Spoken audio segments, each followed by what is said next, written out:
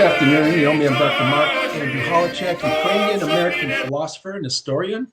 I want to welcome you to another episode of Eye on Ukraine. Today, I want to talk about a particular issue, and I'll read from you an excerpt from the end of my book, which is coming out for publication. The book is titled Putin's Sickly Obsession with Ukraine and a Habian Affair. And these thoughts came to me when I woke yesterday morning at 4 a.m. and I had some thoughts in my mind and they needed to be aired. So I got up and started writing, and I wrote an epilogue for my book. But anyways, I want to start off with a quote from Thomas Jefferson. Political events are scarcely interesting to a man who looks on them from high ground. There is always war in one place, evolution in another, pestilence in a third, interspersed with spots of quiet. These checkers shift places, but they do not vanish, so that to an eye which extends itself over the whole earth, there is always uniformity of prospect. He wrote that in 1785 to Dr. James Curie. Now, Russians were somewhat indifferent to the war in Ukraine and supportive of the war in Ukraine for the most part in the first few years, first couple of years at least of the war. The notion seemed to be, so long as it doesn't bother me or affect me, what do I care? In fact, they were excited, ebullient over Russia's takeover of Crimea in 2014. And if I suspect most would think if Russia could do the same with all of Ukraine, then so be it, and so much the better for Russia. So I started thinking about the beauty and value of democracies across the globe, my disappointment, my colossal and heavy disappointment with the Trump administration.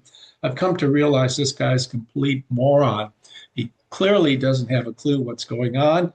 We talked about this in a prior video. We talked about the 28-point treatise that was dumped on his lap, and at some point he gives an ultimatum to Zelensky: sign this, or we're going to stop all United States assistance to Ukraine.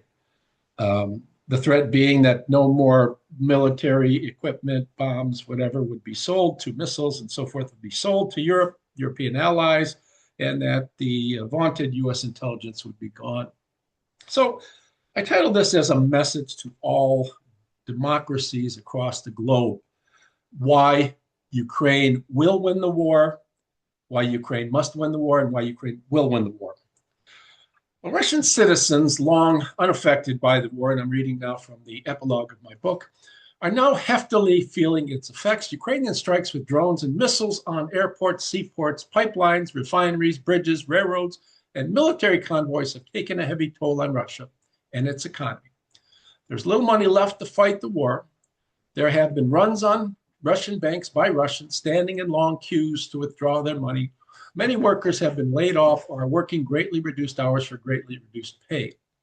There's a shortage of gasoline, foodstuffs, and of course the money to buy those things and other necessities.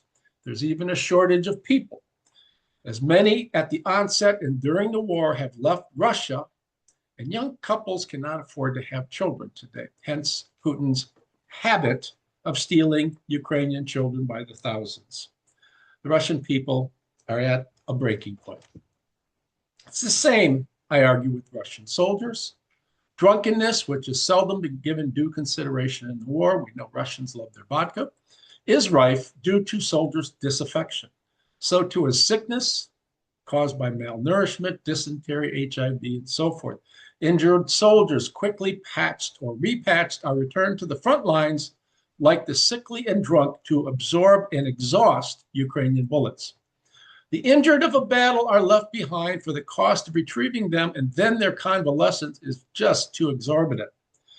The dead are often left to rot. There's a lack of food and equipment for soldiers who are now not getting paid. Moreover, there's even a lack of soldiers due to the extraordinary number of casualties since the onset of the war and the high rate of desertion. It's reported that in 2025 alone, some 50,000 and perhaps up to 70,000 soldiers, officers included, have deserted. So I say, it's a strange point for me because I'm concluding the book, and it'd be much nicer if I conclude the book after the eventuation of the war. So why do I keep on and write? Well, I offer three reasons in the book. I say, first, Putin is inordinately persistent and resilient. If I should wait till the eventuation of the war to end my book, I might have to wait many months, and that would require numerous additions and revisions to my book. There's this quote I offer in the early part of the book that Putin gives from his official autobiography. Putin says, if you want to win a fight, you have to carry it through to the end as if that were the most decisive battle of your life. And I put that in chapter 1. It shows you he's a most resilient and persistent person. Now, Putin keeps in mind the setbacks suffered by Peter the Great, who won the Great Northern War. This war has not quite been 4 years. Putin's persistence, however, is not evidence that the war will be protracted. But as a dictator who rigs every election, he never has to worry about being reelected. In other words, he hopes to be around if he can keep buffaloing the Russian people, keep intimidating them. Second, the points I make in my book are cogent, regardless of the eventual outcome of the war. Protraction of the war would not change the overall argumentative structure of the book, though it would require that I update the book to include key events. And some, should Putin by some necromancy happen to take all of Ukraine, and that I think is grossly improbable, almost impossible, my arguments would remain unmolestedly cogent. Last, there is always a chaotic time for ending one project and moving to another. Any project, whether, for instance, literary or artistic, can always be put aside with the aim of someday improving it.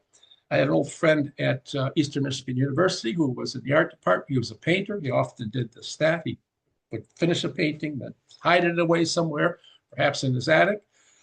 And he had a whole attic filled with unfinished paintings, which never saw the light of day.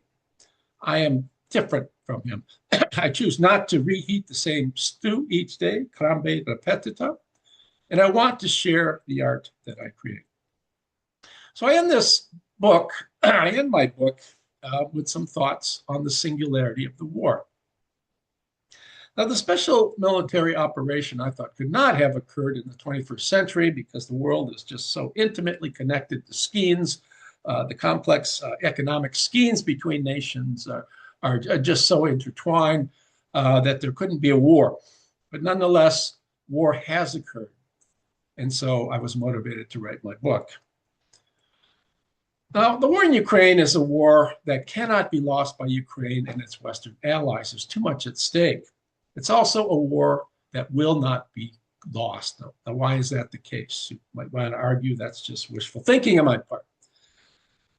Here's the reason. Ukraine knows why it's fighting. Ukrainians have lived under Russian, Soviet oppression for numerous decades. When Joseph Stalin tried to impose collectivized farming on Ukrainian peasant farmers in the late 1920s, that experiment ended with the extermination of some 4 million Ukrainians starved to death from 1932 to 1933. Yet after Stalin, the Soviets were nice to Ukraine. Khrushchev even gave Crimea to the Ukrainian SSR. But then there came Chernobyl in 1996, and there came Putin in 2000. Now, between Chernobyl and Putin, there was Ukraine's independence in 1991. After the immediate chaos of independence, there were runaway inflation from 1992 and 1993, and the albatross of intrusive oligarchs. Ukraine, nonetheless, took baby steps toward democratizing. There was its Orange Revolution in 2004 and another revolution called Euromaidan in 2014. Both will signal victories of the Ukrainian people. The last was a signal victory for Ukrainians as the Russophile Ukrainian president, Viktor Yanukovych, was forced to leave Ukraine in retreat to Moscow, as Ukrainians en masse expressed their desire for westernized reforms, not continued Russian oppression. Yet the immediate chaos of Yanukovych fleeing Ukraine was the catalyst for Putin to invade and take Crimea, 2014, which in effect launched his war with Ukraine, begun in full scale in 2022. Yet with each baby step, Ukrainians learned more and more about the benefits and responsibilities of liberty, of living as each person chooses to live, not as government tells each how to live. But permit me to wax philosophically, for after all, I am a philosopher. There are few choices in any person's life that are really free. Most choices are merely decided by following strong passions. For example, the choice to run for political office based on an expressed desire to help one's fellow men, but in reality, a choice dictated by a subconscious desire for fame. One truly free is, following the philosopher, the Stoic philosopher Seneca, who was a contemporary of Christ, the choice to end one's life when the opportunities for living happily, which for Seneca is living virtuously, are non-existent. Another truly free choice is, I maintain, liberty. It's a fascinating concept to me, and it is the centerpiece of a book, recently published book that I have on Thomas Jefferson on history and liberty, called The Disease of Liberty. Choosing liberty is choosing to live among other people and in such a manner that one is master of one's life and fully responsible for one's deeds and for one's misdeeds. Choosing liberty is also choosing to allow all others among whom one lives with sufficient rationality to do the same. It's easy to endure life. It is not easy to live life, if you permit some redundancy. That is a matter of making one's life one's own. That is roughly Plato's notion of justice in his Republic. Ukrainians have for decades merely endured life. Yet since 1991, they have increasingly had the opportunities for living life if they have slowly come to see the difference between enduring and living. Ukraine, in turning away from Russia, has come to adopt the liberal value of human equality, that is, of respect for and dignity of all human lives. That is why Ukrainians are fighting and fighting valiantly. That is why Ukraine will win. Russians, in contrast, outside of the propaganda spoon-fed to them by Russia's media, do not know why they're fighting. They were never told. The special military operation was merely supposed to be a quick military maneuver, not a war. But that maneuver just doesn't seem to end or want to end. As thousands of Russians die each week, thousands more replace them. That's another reason why Ukraine will win. Experts who claim that Putin's war with Ukraine is a proxy war are correct. The West is guided by respect for and dignity of each human life that is evident in the way Ukrainians fight. In contrast, Russia is guided by securing the wealth and well-being, and for Putin, well-being is wealth, of those few in control of the system. That too is evident in the way Putin conducts his war.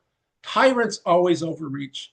That is another reason why Ukraine will win. This has been a sort of democratic manifesto on the beauty and the need of liberty in human living and social settings. I hope you enjoyed this. I enjoyed very much writing it, and I hope you will like this and share it with other people. I bid you adieu. TTFN, Dr. Mark Holochak. Please like and share, and we'll do this again on another occasion, another episode of Eye on Ukraine.